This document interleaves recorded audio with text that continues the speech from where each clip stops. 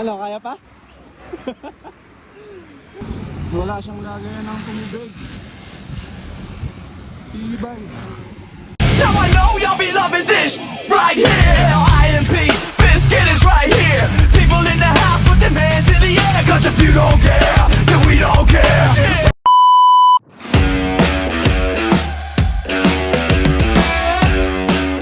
Dito na ako sa May 13, tapos may nakakasabay ako ng mga juniors na bikers. Sa mga oras na yan ay hindi ko pa sila kilala at hindi ko pa alam kung saan ang ruta nila. Habang sinusundan ko sila ay inoobserbahan ko muna yung mga galawan nila sa kalsada. Kasi baka mas malakas pa sa akin talaga tong mga to, mapahiya tayo dito sa mga juniors na bikers. Kaya naman pinipilit ko lang na sabayan kung ano yung pacing na ginagawa nila. Nakakatuwa yung mga juniors na ganito na nakikita mo na nagbabike at nakikipagsabayan dito sa highway, sa kalsada. Pero kailangan syempre doble ingat din dahil talagang ang babata pa nila. Medyo mabilis talaga din yung pacing nila habang umaakyat dito sa 13 going to Indang. Tatandaan ko nung umakyat ako dito talagang sobrang sakit ng binti ko at hindi ganito kabilis. Kaya ibig sabihin talagang malalakas na rin tong mga batang ito. At napansin ko din yung sapatos nila dahil naka-cleats na sila. Hindi katulad ng sa akin na gumagamit pa ako ng rubber shoes. Siyempre kailangan ko rin pag-aralan pa yan. Medyo matagal na proseso pa nga ang kailangan kong gawin. Nung magkaroon ako ng pagkakataon ay kinausap ko na sila at tinanong kung saan sila pupunta. At sinabi nga nila na pupunta daw sila ng Tagaytay ngayon. Pagkatapos niyan nagkakwentuhan na kami habang pumipidal. Pero talagang ang lakas din talaga ng mga batang ito. Kaya napilitan talaga akong sabayan sila.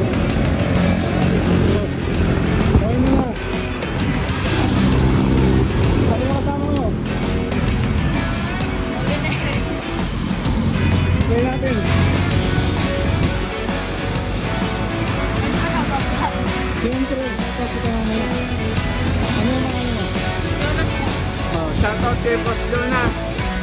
Jonas ng Tansa. Let's go. Ano, kaya ba?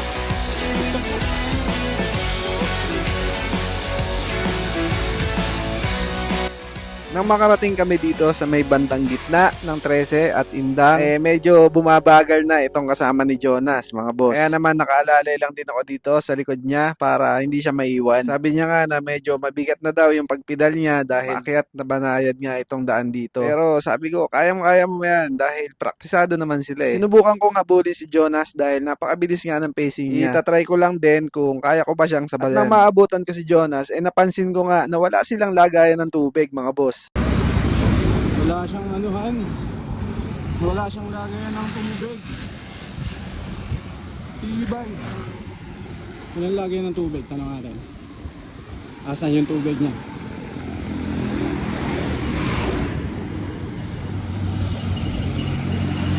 Jonas! Asan yung tubig mo? Tubig mo? Wala kang tubig? Wala kang dala? Wala kang lagayan? Gusto nyo dumaan sa bahay, makainom kayo saglit? Pagdaan doon sa bandang gitna. Daan kayo sa bahay.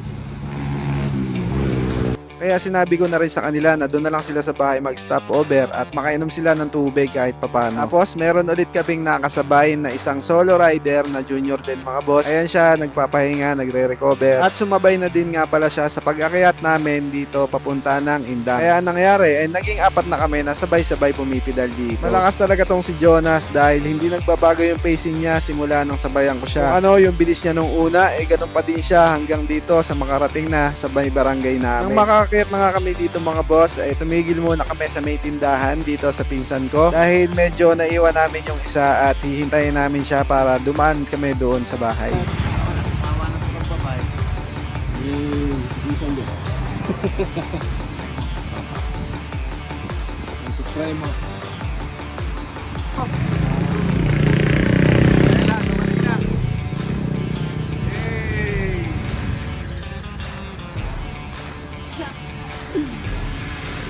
Ba't naman inumanan niyo?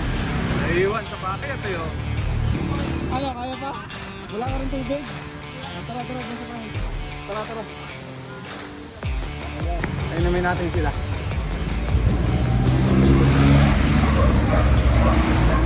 Inom sila sa bahay.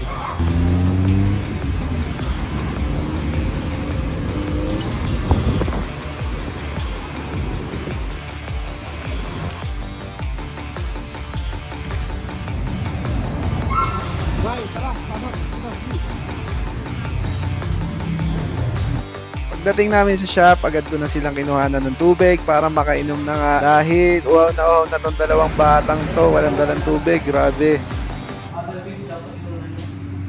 Kaya nga eh. Wala naman akong yung mineral water. Para ilalagay nyo doon sa likod.